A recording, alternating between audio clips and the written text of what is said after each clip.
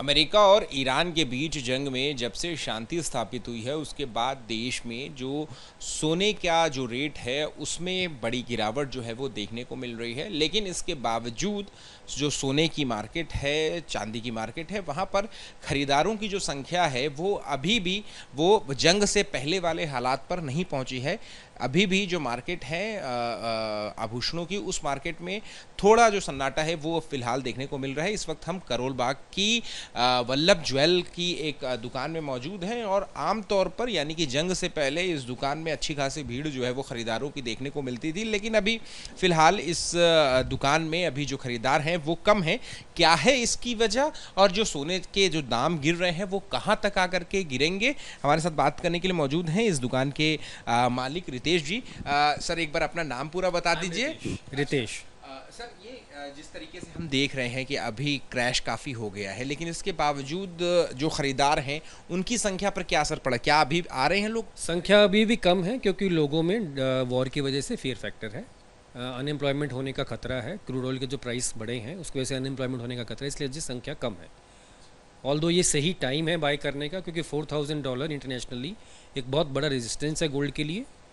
और अगर पीएम ने अपील भी की है तो आप रिसाइकिल कर सकते हैं, रिसाइकिल करके आप बाय कर सकते हैं, नया नहीं खरीदिए और रिसाइकिल आप कर सकते हैं। अच्छा रितेश जी, एक बार मुझे कंपैरिजन आप करके बताइए कि अभी जब से ये शांति स्थापित हुई है दोनों देशों के बीच में और जब ये क्रैश हुआ है तो अभी यहाँ पर कितने लोग आपकी दुकान पर ख़रीदार करने के लिए आए? अप्रॉक्सीमेटली 20% फुटफॉल है अभी तो। रीज़न दो हैं उसके, एक तो फेस्टिव सीजन स्टार्ट नहीं हुआ है, दूसरा मैरिजेस इस साल कम है, प्लस फियर फैक्टर तो डेफिनेटली है।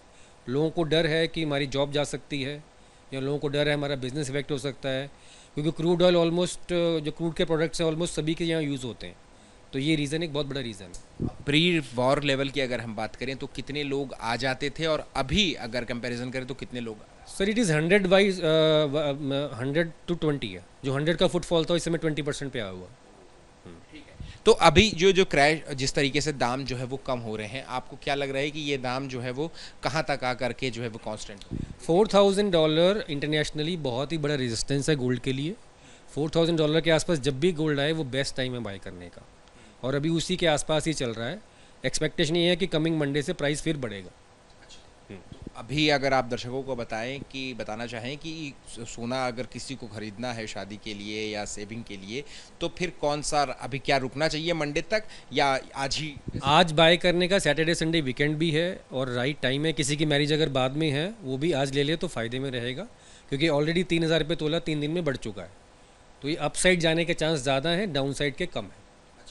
140 जो है इंडियन प्राइस में 140 ऑफ 24 कैरेट और इंटरनेशनल प्राइस में $4000 पर ट्राई आउंस एक बहुत बड़ी रेजिस्टेंस है, वो ब्रेक होने का चांस बहुत कम है, मिनिमल। तो रितेश जी, जब आप ये कह रहे हैं कि ये एक तरीके से कहते हैं कि गिरने का पीक जो है वो आ चुका है, अब इसके बाद ऊपर ही बढ़ेगा, लेकिन इसके बावजूद लोग जो है वो आकर के नहीं खरीद रहे हैं, इसके लिए क्या आप लोगों का? जैसा मैंने पहले आपको बताया, फियर फैक्टर है लोगों में। हर बड़ी फैक्ट्री से आप बात करेंगे जिनका कोई पेट्रोलियम प्रोडक्ट है या जिनका कोई रॉ मटेरियल बाहर से आता है, उनकी कॉस्ट 300% तक बढ़ चुकी है फैक्ट्रीज़ को। और उसके बाद जो मिनिमम वेजेस का आपने देखा होगा यूपी में जो हुआ था, उस वजह से बड़ी फैक्ट्रीज की कॉस्ट बहुत बढ़ गई है। तो अगर हज़ारों नौकरी जाने का खतरा है तो हर किसी को डर है, everybody wants to keep cash, कि कल को नौकरी चले जाएगी तो घर कैसे चलाएंगे। ये खतरा अभी भी है, उसको काम डाउन करने के लिए अगर रॉ मटेरियल कॉस्ट कम हो जाती है, जॉब सिक्योरिटी आ जाती है, तो फिर इकोनॉमी में दोबारा बाइंग स्टार्ट हो जाएगी। तो आप जिस तरीके का दाम क्रैश देखने को मिल रहा है, क्या आप ऑप्टिमिस्टिक हैं कि कितने दिनों बाद एक तरीके से प्री वॉर लेवल्स पे आप लोगों का जो कारोबार है वो? फेस्टिव सीजन में हम लोग ऑप्टिमिस्टिक हैं क्योंकि गोल्ड इंटरनेशनल, अगर आप गोल्ड को कभी भी कैलकुलेट करेंगे, वो बहुत ही बढ़िया हैज होता है इन्फ्लेशन के अगेंस्ट। गोल्ड की एक हिस्ट्री है, जितना 10 ग्राम सोने में आज से 20 साल पहले सामान आता था उतना ही आज ही ग्रॉसरी आएगी, कभी भी आप कैलकुलेट कर लेना। ये एक बहुत बड़ा फैक्ट है, ये इकोनॉमिस्ट ने बताया हुआ है। तो फेस्टिव सीज़न आते ही जैसे ही लोग अच्छा फील करेंगे तो बाइंग दोबारा स्टार्ट हो जाएगी। जो पीएम की अपील थी और उसके अलावा जो लोगों में अब जो फियर फैक्टर की बात कह रहे हैं, या अभी भी लोग कंफ्यूज हैं कि अभी ना खरीदे, रुक जाएं, अभी हो सकता है दाम और कम हो, ये इसकी वजह से भी लोग जो है मार्केट में कम आ रहे हैं? देखिए, डर का फैक्टर तो सभी के पास है।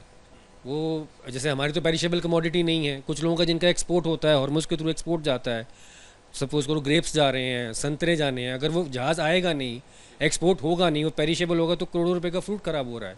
तो वो भी एक फैक्टर है, वो हम लोग नहीं सोच पा रहे हैं। तो वो सारे असर हैं, जब तक काम डाउन सिचुएशन होगी तो अपने आप गोल्ड में बाइंग दोबारा आ जाती है। मैरिज बायर भी आता है, गिफ्ट बायर भी आता है, तो फेस्टिव सीजन के आसपास अच्छी बाइंग स्टार्ट हो जानी चाहिए। नहीं, आपने जो फियर की बात की वो तो मैं समझ गया, लेकिन मैं कह रहा हूँ कि क्या कस्टमर के दिमाग में कंफ्यूजन की स्थिति भी है कि अभी रुक जाते हैं, अभी थोड़ा और कम हो? डेफिनेटली कन्फ्यूजन है, क्योंकि जब भी मंदी आती है मतलब every on all the channels and everybody they start saying कि नहीं $4,000 ब्रेक हो जाएगा, जबकि बीइंग फ्रॉम द ट्रेड हमें पता है कि एक रेजिस्टेंस लेवल बहुत बड़ा है। अगर ब्रेक होगा भी तो उसके चांस 3 या 4% है।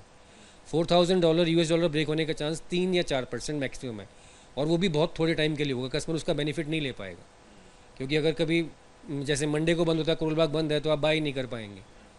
तो it's a very very very limited chance कि $4,000 का प्राइस ब्रेक होगा। लोग कंफ्यूज तो डेफिनेटली हैं, डर है, मिक्स ऑफ फैक्टर्स हैं।